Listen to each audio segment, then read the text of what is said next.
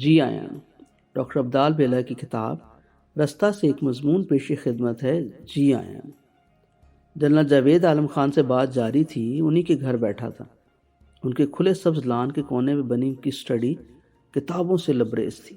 سردیوں کے دن تھے، لطیف سی ریشمی دھوپ ان کی کھڑکی کے چوڑے کھلے شیشوں سے شرماتی ہوئی چوری چوری اندر آ رہی تھی۔ وہ کھڑکی ساتھ اپنا میز رکھے سرگٹ سلگائے بیٹھے تھے۔ میز کے اوپر دیوار پہ لگے پن بورڈ پہ کچھ تصویریں لگی تھیں۔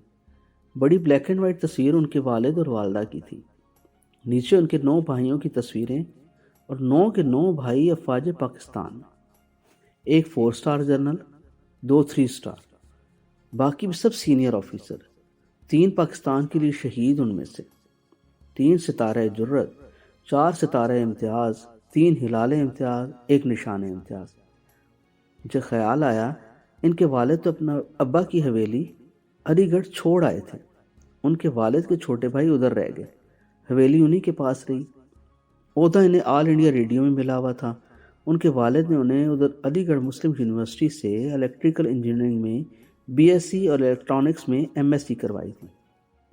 خیال عجیب آیا، ان کے پاس پڑے اشرے میں اپنا سگریٹ جھٹکتے ہوئے پہلے سوچا کہ پوچھوں، پھر خیال آیا رہنے دوں۔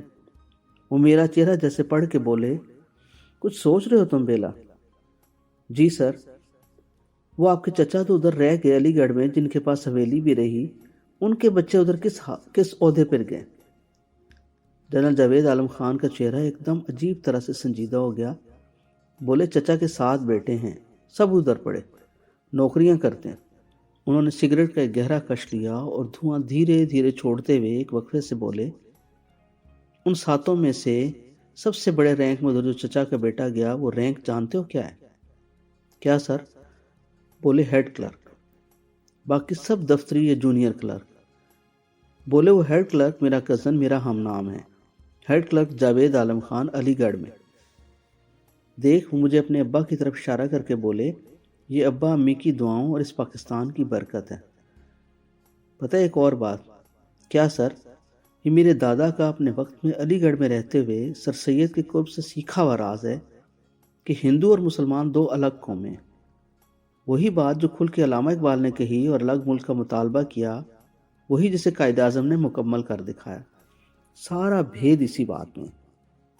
ابا کو پتا تھا یہ بھید، تبھی وہ گٹری اٹھا کے اماں کا ہاتھ پکڑے دونوں چھوٹے بچوں کو انگلی سے لگا کے ادھر آ گئے۔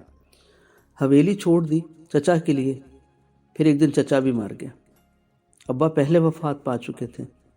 یہ 65 کی جنگ کے بعد کی بات ہے۔ میرا منجلا بھائی اماں کے ساتھ چچا کے چہلم پہ گیا، واگا بارڈر کی طرف سے ہی وہ گئے۔ تم کہاں سے جایا کرتے؟ واگا بارڈر سے سر۔ دروازے کے ایک طرف پاکستانی پاسپورٹ اور ویزا دیکھتے، دوسری طرف انڈیا والے دیکھ کے دونوں مہر لگاتے۔ بولے بھائی اسکواڈرن لیڈر شعیب عالم خان ستارہ جرت کا پاسپورٹ بھی انڈین طرف ایک سکھ نے دیکھا، ویزا لگا ہوا تھا۔ مہر لگاتے ہوئے مہر لگانے والا پوچھنے لگا، آپ نے پہلے کبھی انڈیا کا چکر لگایا؟ بھائی بولے جی لگایا۔